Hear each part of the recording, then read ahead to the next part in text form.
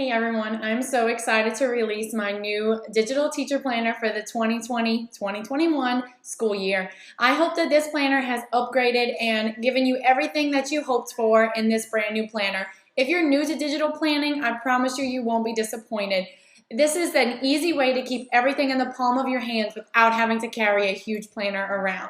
Feel free to watch the rest of my videos in my YouTube channel so you can be sure that digital planning is for you. I also have a blog post that has many different reasons why digital planning might be easier for you. If this digital teacher planner is not what you're looking for, I also have a digital life planner and I'm interested in making many more templates. Please be in touch if you have any questions and I hope you enjoy.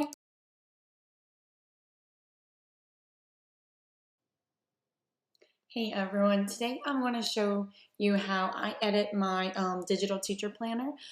I'm going to link the case that I use down below in the description, but I really like this case because it holds my pencil right here, and when I close it, it's still inside. Also, you can use this as a stand, so when I'm planning, I can easily just stand it up and plan as so. So I'm going to link that case down below, but basically I am planning on an iPad Pro. You can use any iPad that's compatible with Goodnotes or your annotation app, and I'm using a first generation Apple Pencil. So I'm going to go ahead and get started. If you went through the flip through video, you'll know that there are 4 different cover pages, and of course you can choose whichever cover page you wish. If you wish to delete one, then you would simply just click on the waffle and delete. So I'm going to go ahead and start by explaining the different tools at the top of the toolbar in Goodnotes. Again, this is Goodnotes 5. I find they've worked out a lot of the bugs in Goodnotes 5 than there were originally. I have used Goodnotes 4, but I'm starting to like the features of 5 since they've worked out all the kinks. So up at the top, they have the left arrow to bring you back to all of your documents. The waffle, or as I like to call it, but it's really 4 squares, and it's all of your thumbnails of all of your different pages in your planner. In there, they have the thumbnails, your favorites, and your outlines, which I'll get to that when I start editing. They have the search option, the bookmark page, which is how you make it like a favorite, the share button. The share button is where you can export just one page, all of it, print just one page, or print all of it. This is great if you're trying to just send like my principal likes to see our layout for the grading period. So we'll send an entire grading period at a time, or maybe just 1 month, and I can just print it easily instead of sending the whole planner. Then you have your add page button. When you click on that, you can use the current page you're on, which would be like duplicating it, or the mini templates, or an image, or something else. And then you have your annotation button. So once you click on the pencil and it changes to a pencil with a line through it, you're now in annotation mode, so the links will not work. You're either in annotation mode or, like I like to call it, presentation mode.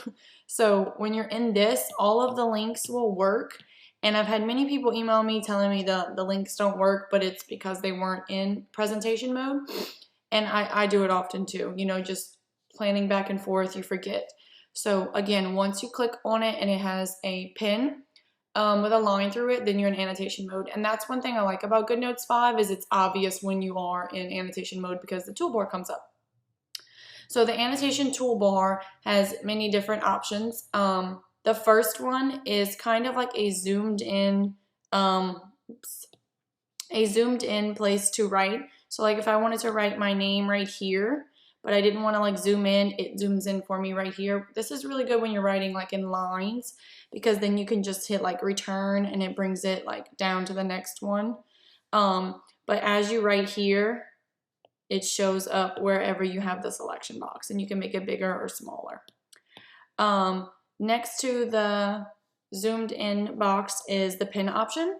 The pen option comes with all your colors over here and your different stroke size here. So I played with it a lot, and I have 3 different ones I really like. You can change it by clicking on it and dragging this little circle. The colors, they have presets, but if you're like me and you like certain presets, you can come to custom. And I went on Pinterest and Googled like neon color palettes, and they all provided the hex codes. So I just typed it in and clicked add to presets, and then now they're all here. But there are a lot of different ones that come with it.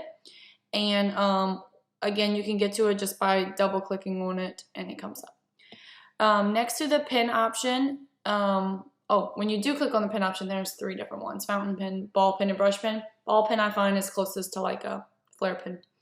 Next to that is your eraser. You can choose your eraser size. Then the highlighter, same thing with the highlighter, you can change your colors and the stroke size. They have shapes, lasso, insert an image, take a picture to insert, text, and then this one is for presentation mode.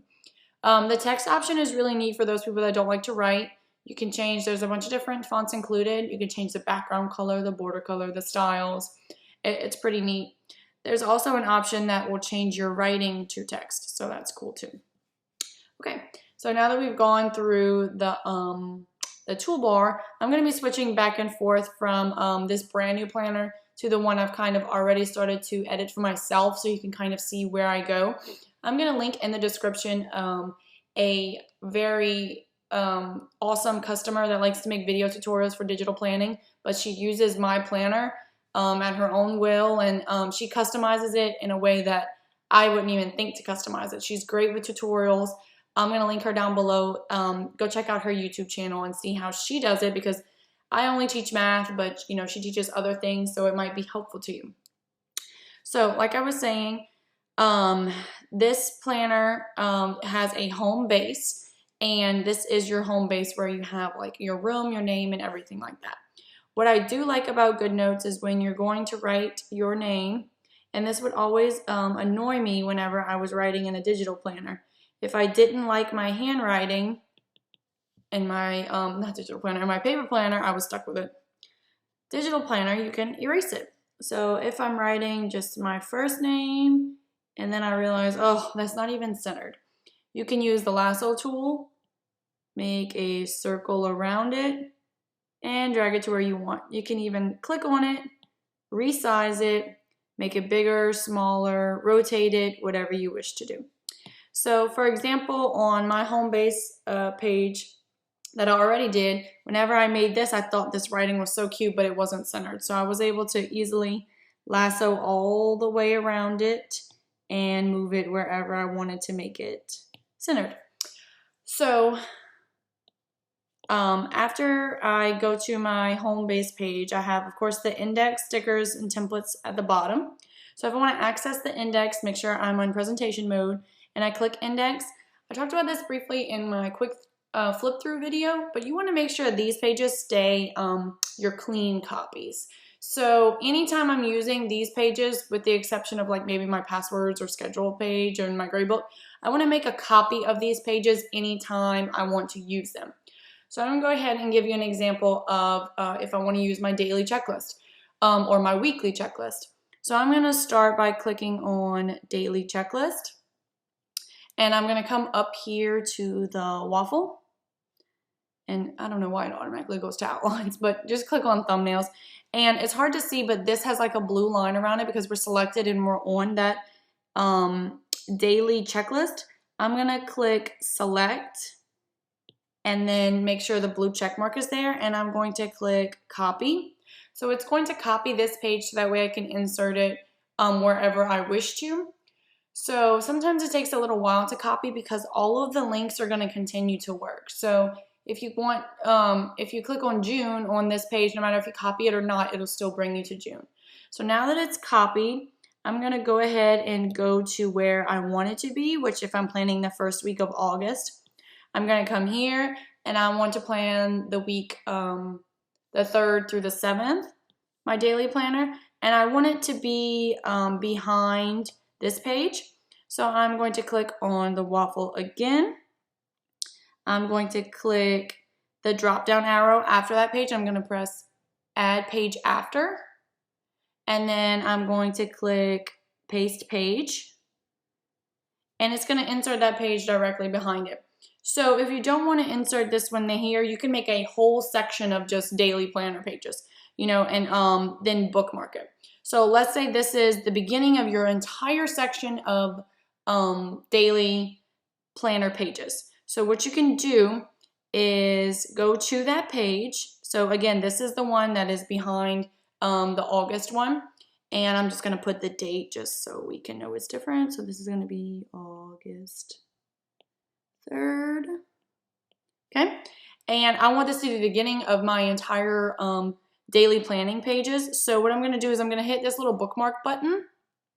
And when I come back up to the waffle, now it's going to be under favorites. So I know that this is the beginning of all of my daily planner one. So like if I do this one and make another one right after it, then I would probably just change my bookmark so that way I know where to go from it. So you can easily add this to your outlines as well and make it a favorite. So if this is today and I want to make another one right after it, I'm going to, I keep clicking, there we go. I'm going to again add page after, paste page again. And again, it takes a while because you want all the links stored. Oh, it was quicker this time. So this is the one I was talking about, August 3rd. So let's say I get through August 3rd. That's ugly. I get through August 3rd. Everything's great. So now I want, whenever I come in tomorrow, I want to be ready for August 4th. I don't want to click on the bookmark and it bring me to August 3rd. Like I don't want to go to August 3rd. So what I would do is unbookmark here and then bookmark here. So that way if I'm going back and forth, okay, let's talk about July, I'm planning, and then I want to come back and go to my daily planning page, it's right here in my favorites. So it's ready to go. So I'm going to show you one way how I edited the daily planning page for my planner that I've already started working on. So this is just one way you can edit your daily plan list. So I just put today is Monday. Of course, you could put the date. I put the different things to copy, and then I highlighted it as I complete it. My things to grade, to plan, to prep, and also like other things that I need to do that don't really fit in these categories. And then I have this sticker in my lifestyle sticker portion, and I just fill it in as I drink water. And then I have like things I need to get done for today, like on the agenda or anything else. So this is one way you could edit your daily planning page. Of course, you could do the weekly one as well. You could insert these stickers on the daily plans. When you click here as well, you can insert those stickers wherever you wish to. That's the best part about them. And again, you find those stickers here, and then you want to click for lifestyle theme stickers. And they have all the different ones. Okay, so I'm going to go ahead and go back to the home base. Then we have our academic calendar, which if you look through the click-through, you'll see that those work everywhere. You see these little calendars, they will bring you to that calendar. Then we have very important goals for the entire year, and then word of the year. And then we're back at the index. So the lesson planner option, I talked about how in the quick through video, there's 3 different options. Again, you'll want to make sure you make copies so that way you can choose which one works best for you. I tried to do it to where it did not sacrifice the quality of each. We have the year at a glance, the standard. So I'm going to show you how I insert my standards into this page. So I use Louisiana Believes standards. I'm sure yours is going to be different, but I'm not going to write out all these standards. Like, that's just too much. So what I would do is go to the website and screenshot those images and insert it here. So I'm going to go ahead and pause this and bring it up for you. So I went to my state's website, and this is our content standards for grade 5. So they kind of start here and continue on to the next page. So what I would do is just screenshot each one. So I'm going to go ahead and start with just my my NBT ones, and I'm going to screenshot this page.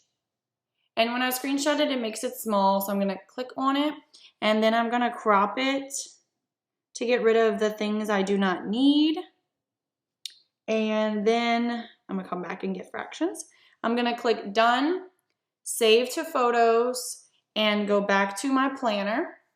And then I'm going to go to the image option, and it should be the first one.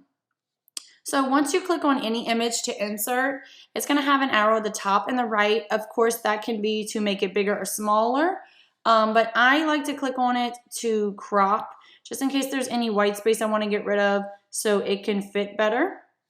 And then you click done, and then there's also an X to get rid of it, and to resize it there's an arrow. So I would just resize it to fit. You can also make it as small as possible that you want anyway, because you can always zoom in. So when I'm planning, I would probably zoom in and have it big because I'm planning my base 10 operations unit. If you want to edit that image again, just hold down on it and click edit, and then you can make it big or small. So I would probably go back to my site and screenshot and insert those images as many times as I need to. You could also duplicate this page and have, one standards page, scroll, and have another standards page. So I'm gonna go ahead and go back to the index.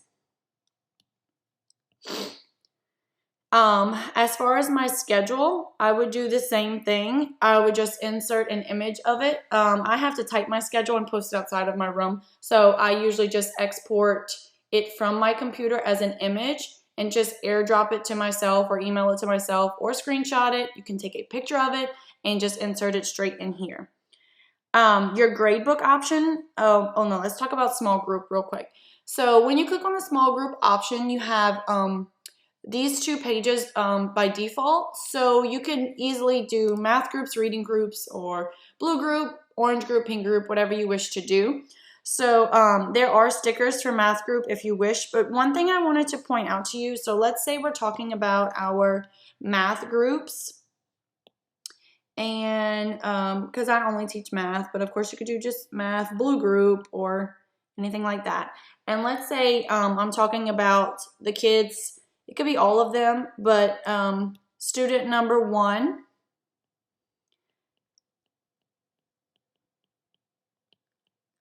is Ross DeRoche. Student number 2 is Christy DeRoche. Student number 3 is Graham DeRoche. So let's just say you're working with your blue group and all of these kids are in the same group. So once you go to this page, they have the small group documentation page and the small group planning page. So if I want to document everything I do with these kids or this one kid, then I want to come to my small group documentation page. And of course, you want to make as many copies with this as you can. So let's say this page is dedicated to Ross DeRoche. I'm going to write his name here.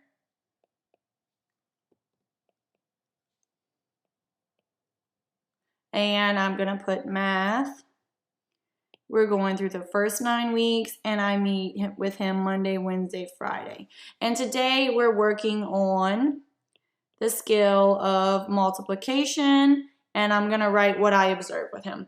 So let's say it's the end of the year, and you're talking about all of your documentation, and you want all of your documentation for Ross DeRoche. So you will come up here to your search option, and you would type in his name, and all of his things start to pop up. So obviously the first page where you listed him pops up, but this one would pop up as well. So you can easily access where you documented his things. Again, you can duplicate this as many times. So maybe when you search him, he might have 4 pages. But what's great about this is you're on this one page. I need to send this to my RTI chairperson. So I would just export this page and email it straight to her. It's already done and I can easily access it. So if you didn't want to do it by person, you can do by group. Another suggestion would be, let me get out of the search option. Oops. Another suggestion would be to have maybe a small group documentation for each group. And let's just say that you have one for blue group and you want to duplicate this page and this page and probably your planning page as almost like a section. So when I come to my waffle, I want to duplicate my small group page, my documentation page, which I had already duplicated it, and my small group planning, and then maybe make another one. So that way you have it all ready to go. The best part is you can search by student name and find that student easily. This is the small group planning page. You can put the group members' names, what week you're doing it, and you can easily insert this, copy it, and move it to wherever you want. When you click on the documentation, it brings you back here, and then your index will bring you back to small group. I hope that explains it well enough. I wanted to make it as easy as possible to kind of, alleviate searching for things, and, you could just have your iPad off to the side and easily document what you do with each child. So I'm going to go ahead and go back to the index, and I'm going to talk about the gradebook option. So this is where I started with digital products because I like to have a gradebook that's not just the one on computer. So basically for every single gradebook, you have this title page, and it has 6 different sections. You can use all 6 or you cannot. So at my school, I teach 3 blocks of 5th grade math, and each class I have to keep track of their conduct grades as well. So I would probably give each of these for one of my 3 blocks math grades and conduct grades. So what I usually do is put block 1 math grades, block 2 math grades, and so on. Just like that. So one good part about Goodnotes is if you like the way that's written and you want it just the same, you circle it with the lasso tool, tap on it, click copy, and then you're going to hold down, hit paste. So you can do this over and over again and then just change the different blocks.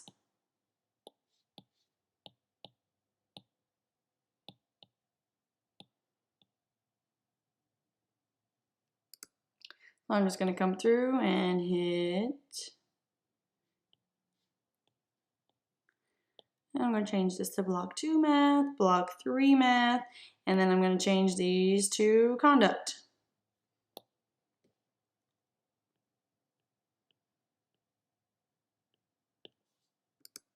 So the best part about all of this is now I have them all ready to go.